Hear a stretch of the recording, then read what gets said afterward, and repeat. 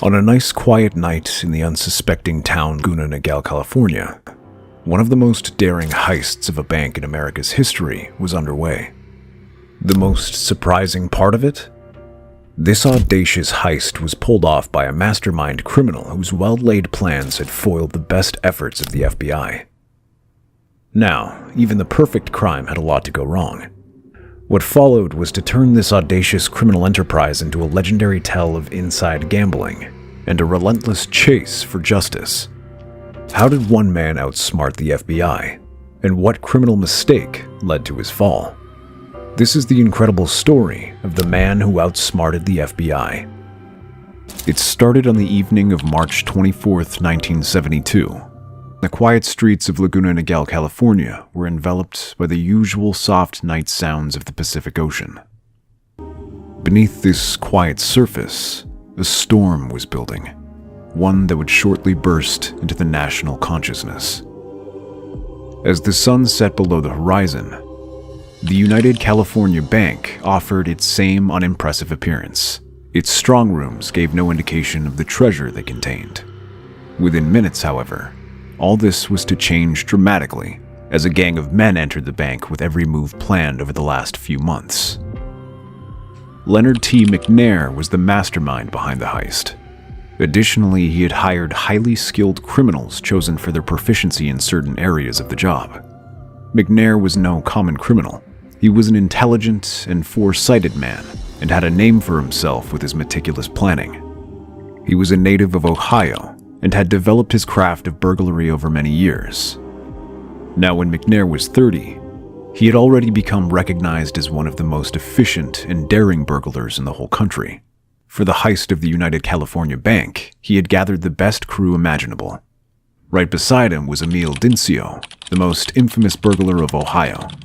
Dincio was quite popular for his safe-cracking skills. He was a logistician by trade, virtually managing the mechanics behind this heist with precision. Next to Emil was his brother, James Dincio, a dynamite expert who knew explosives better than anyone. The Dincio brothers had pulled a string of heists together, and the alliance was based on trust and a shared love for crime. There were lookouts, drivers, and men who were good at not getting caught. Each one of those people had been carefully handpicked by McNair. This was more than just an average bank job, and had all the hallmarks of something that would go down in the history books. Rumor had it that the United California Bank wasn't just holding millions in cash and gold. There might also be sensitive documents, possibly illegal campaign contributions tied to President Richard Nixon. And this created another layer of risk connected with the heist. But to McNair and his team, the potential reward far outweighed the danger. As midnight approached, the crew made their move. Wearing dark clothing and carrying bags of tools of the trade, they slipped through the shadows, avoiding the few pedestrians who might have been out at that hour. Located in a relatively quiet part of town, with little traffic and few businesses nearby, this bank was perfect for what they had planned. But McNair knew that even in this sleepy town, one mistake could lead to disaster. The first thing they had to do was disable the security system in the bank. McNair had been watching the bank for weeks, so he knew its layout like the back of his hand. He knew where all the alarms and cameras were located, and how long it would take for the police to respond if an alarm was triggered. With that information, the crew worked around the sensors like pros, easily disabling them by cutting wires. By the time it was all done, the bank had been transformed into nothing more than a silent fortress waiting to be breached. Next came the vault, a massive steel structure built to withstand any forced entry.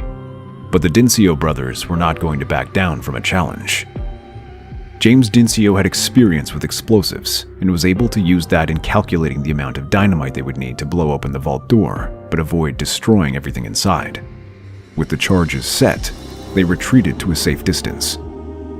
When it came, the explosion was both deafening and satisfying. The vault door, once an impenetrable barrier, was now a twisted mass of steel, bent and broken by the sheer force of the blast. The crew discovered stacks of cash, gold bars, and some valuable documents that could be sold for a good price to the right buyer. But even in their victory, McNair and his men were guarded. They knew time was not on their side. The more they lingered, the odds of them being caught was higher. It was in haste and adrenaline that they packed their sacks with all they could: cash, gold, documents, and anything of value. They moved like seasoned professionals who had done this a dozen times before, but they knew this job was different. This was the heist that would retire them all or lock them up for life. When they had enough, the staff removed all traces of anything that showed they had been around. They removed fingerprints, wiped surfaces clean, and disposed of potential leads that could identify their presence to the crime scene. McNair was detail-oriented, as one small mistake could blow their mission out of proportion. After leaving the bank, not a trace of them was visible. Their getaway was just as well carefully planned as the robbery itself. They drove back to their rented condo to divide up the loot and made plans for a return to Ohio. As far as they could tell, the heist had gone off without a hitch, and they had outsmarted everyone, including the FBI. And for a moment, it seemed they were right. Hours passed, and the heist hadn't been reported, with the crew having left long before the bank employees realized that their vault had been breached. The local authorities called the FBI to begin an investigation, but McNair and his crew had been so good that it seemed like the perfect crime that would never be solved. Despite all their careful planning, the crew made several vital mistakes that would prove deadly. Mistakes that were bound to catch up with them very soon. First, there was the critical error of renting that car under false names, which the FBI easily traced. The second mistake was leaving behind some items that seemed harmless on their own, but would end up causing their downfall. These included fingerprints on a roll of duct tape and some of the abandoned tools in the condo that the FBI could collect and match against known criminals. The FBI's investigation got off to a slow start because there was no immediate forensic clues. But over the days, agents began fitting together pieces of the puzzle. They combed the scene of the crime for any evidence the crew might have missed. At first, it seemed the gang had been thorough. However, by expanding their search to include the surrounding area, the FBI did get a surprise location at the car the crew had rented to serve as their base of operations. Inside the car, the agents found traces of the gloves, exactly the ones in the bank, clothing that had been thrown away, and most importantly, the tools used to disable the security cameras of the bank. Checking them across their database brought out Leonard T. McNair, Emil Dincio, and the rest of the gang.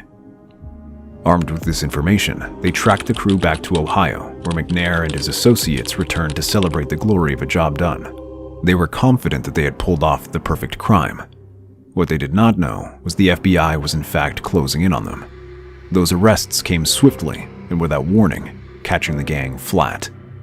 Despite their best attempts to keep cool, the evidence was too much to handle. Thereafter, the agents of the FBI recovered enough fingerprints, witness testimonies, and even some of the stolen goods that made up the case against them. Now the trial of Leonard T. McNair and his gang was a media sensation. People were interested in the story behind the Laguna Niguel heist, and the brains behind it who had outwitted the FBI. As details began to surface regarding this crime, it became awfully clear that, in effect, McNair was not as brilliant as everyone thought he was. The prosecutor presented an incriminating case which proved how perfectly the gang had planned and executed the heist, almost to perfection, only to be floored by those small mistakes.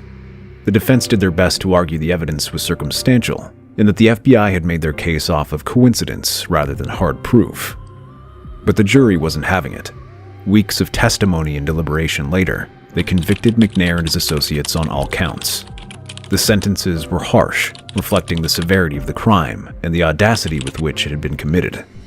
Leonard T. McNair was given a 20-year jail sentence, a fate also shared by his fellow mates. As the dust settled on one of America's boldest bank heists, Leonard T. McNair and his crew found themselves caught up with thoughts of their fate behind bars. They had danced so skillfully with the law and seemed to outwit the FBI for a moment. In the end, however, it was those very few tiny mistakes that brought the grand scheme crumbling down. Now, years later, one has to wonder, was it worth the effort? Could they have made a different move that would have kept them free? But in a world where the criminals are never tired of pushing the boundaries, Will there be another heist as audacious as the Laguna Niguel job? We'll just have to sit and wait. If you enjoyed the video, don't forget to like, share, and subscribe for more.